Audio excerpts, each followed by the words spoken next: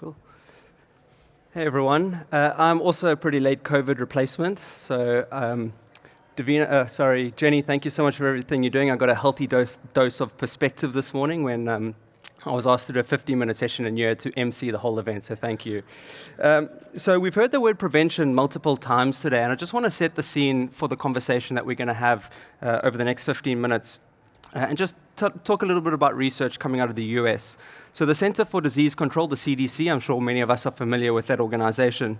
A few years ago, they did some research to understand what are the biggest determinants of our health. That was the question that they wanted to answer.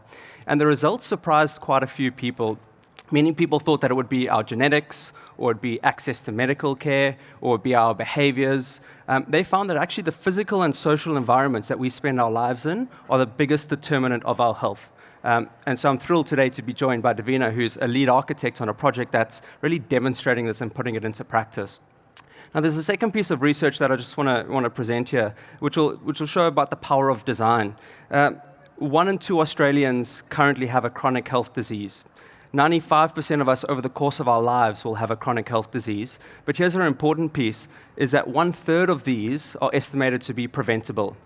Now, globally, we spend 98.5% of health spending towards healthcare treatment and only 1.5% towards prevention. And so at IWBI, we argue that healthy buildings and healthy spaces, given the fact that that's the biggest social determinant of our health, are actually a form of preventative healthcare. And again, we're going to be discussing a fantastic project over in Perth that really demonstrates that and puts it into practice. So I might hand over to you, Davina, just to talk who you are and maybe introduce the project that we're going to be talking about over the next 10 minutes. No worries. Davina Bester, I'm the founder and managing director of Milieu Creative and have had the opportunity to work on Mineral Resources headquarters in Perth, a phenomenal company which is innovative in mining services and has a profound commodities sector which specialises in lithium. I was brought onto the project in the early days, pre-COVID, to discuss how we could create a space that didn't feel like a typical workspace. Mineral Resources are undergoing a huge amount of growth, and they knew that in the decades to come, the biggest challenge would be the race against recruitment and retaining talent, as well as attracting great talent. So how could we create a workspace that is healthy and encourages people to perform at their best? During the process of designing and building, COVID presented itself, then the pandemic, and ultimately we kept designing and working and creating this phenomenal space. And at the end, what we have determined is what we've created is what people want now. A home away from home. While it is a workspace, it's far more than that. It's a place that you can exercise, eat. It's got a restaurant, a cafe, a medical centre, a mental health clinic. It provides all the facilities that employees are looking for in the new workplace. Yeah, fantastic. We often say that health is not a destination, it's a journey. You don't go to gym on a Thursday and call yourself healthy. You've got to be committed, you've got to be dedicated.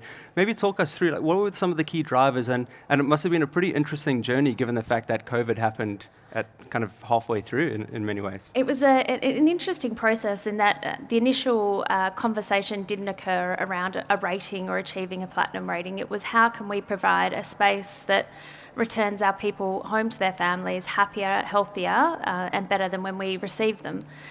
So the conversation really sat around, well, how can we actually improve their health, their well-being?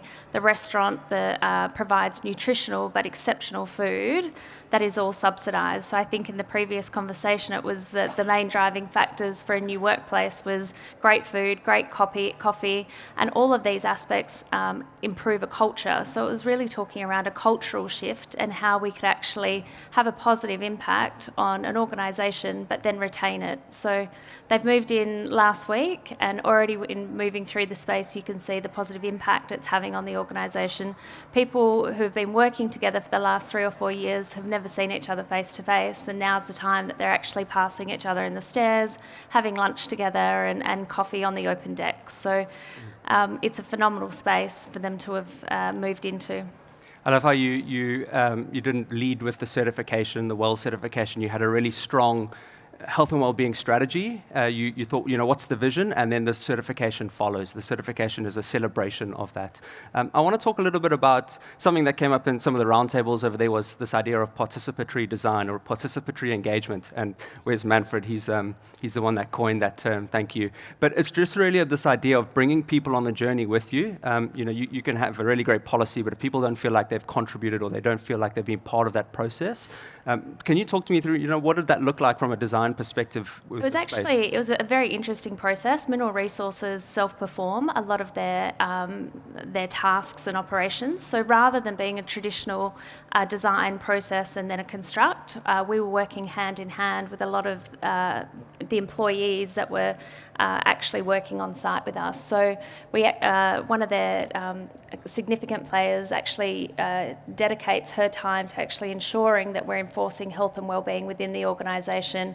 They have an IT team that rolls out all of the technology to ensure that the ideas that we were creating in the design space could actually be facilitated within the meeting rooms, the social hubs, the innovation hubs, and all of these different spaces. So rather than it be designing in isolation, it was a really collaborative process.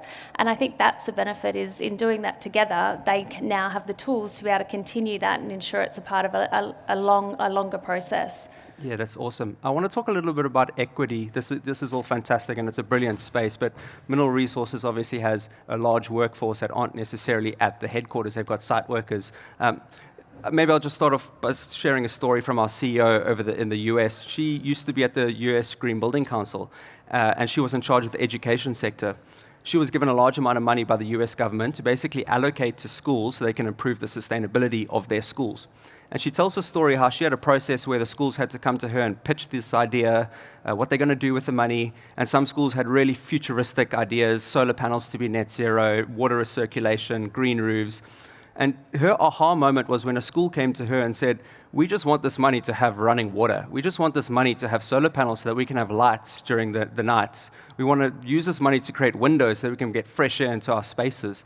And it was at that point that she realized that equity is actually the most important thing that we do. So I want to talk a little bit about that with Mineral Resources. What are some of the lessons and principles that you've taken from this space, and how's that being replicated?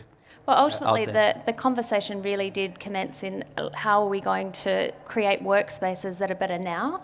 And the benchmark and blueprint has been created for their headquarters, but now we're rolling those principles out across all of their accommodation villages to ensure that every other employee that forms a part of the organisation has the same level of facility as the headquarters. And not only are we doing it for the accommodation villages, we're also doing it for the tugboats. So people are working on these boats for long periods of time, and they deserve to have the same accommodation standard as the miners that are working on site. So we've created a set of accommodation guidelines that will become the new benchmark for Mineral Resources. And what are some of the kind of key foundations of that guideline? What are some of the designs that really that are throughout that?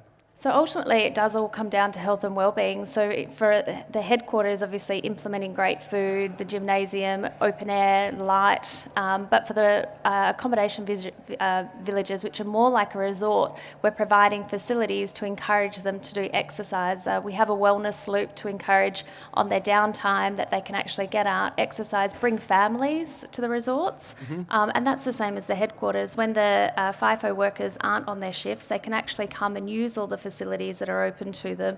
Additionally, anyone that works at the headquarters, they're encouraged to actually bring their partners, their families in for lunch, use the gymnasium, use the creche. So I think it is about breaking down that barrier of private and public and encouraging, creating almost a community village within the organisation. Yeah, awesome.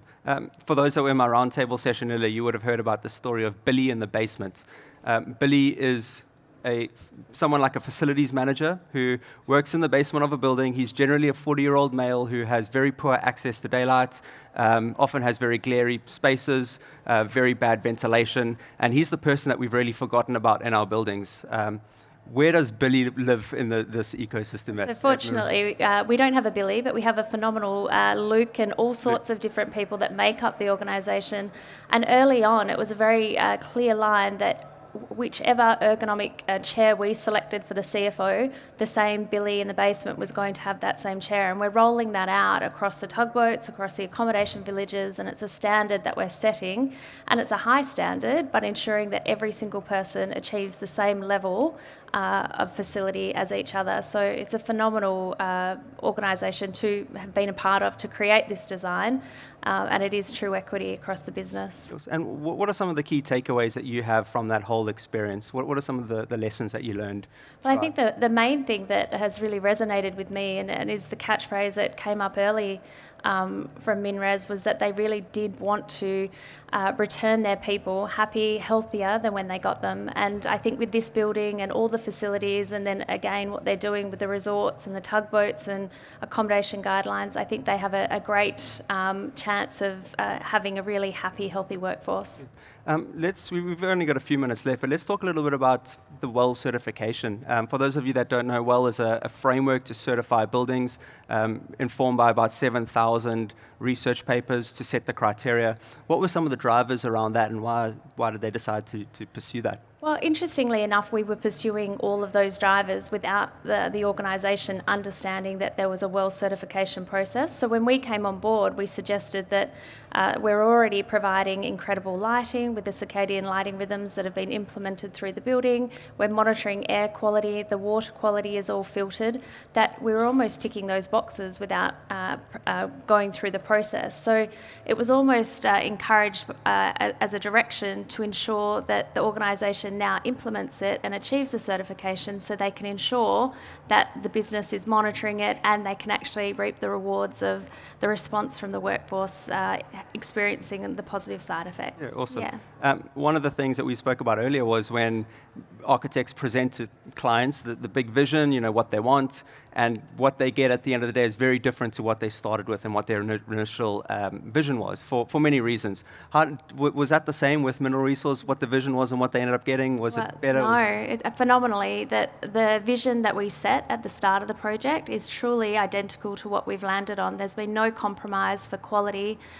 If it came down to a better outcome for the people, it was an investment that the business was willing to make. Yeah, awesome. And have you heard any stories from staff that have recently moved in there? Any good stories? It's phenomenal. We've been a part of the induction process, which has been a really positive journey to see, and being in the lifts and the stairs and actually feeling how people are walking through the space and the energy that they have together. There's an immediate positive effect on their well-being. Yeah, awesome. I said this to you before, I wouldn't put you on the spot, but I'm going to put you on the spot very quickly. You know this project better than anyone. What is one of the designs that's your favorite out of this? What is something that you think is going to have a genuine impact on the health and well-being of the staff, of the people that use the building?